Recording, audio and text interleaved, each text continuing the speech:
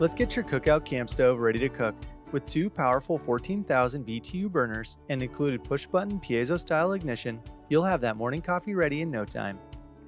Before you set up your stove, read all the safety warnings found in the instruction manual, and place the stove on a flat, level, and sturdy surface.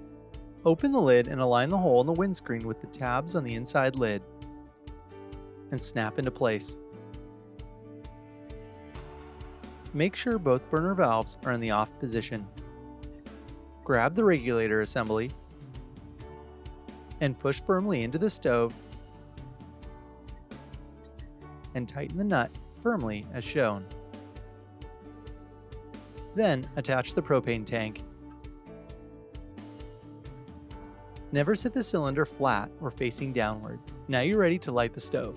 Slowly turn the valve a half turn into the on position, while simultaneously pressing the red ignition button. If the stove does not light within 5 attempts, shut off the valve and wait 20 seconds before you try again. Once the stove is lit, use the valve to control the desired flame level. To turn the stove off, turn the valve clockwise completely. Remove the propane tank when not in use, and remove the regulator during transport. That's it. Now get out and take it easy.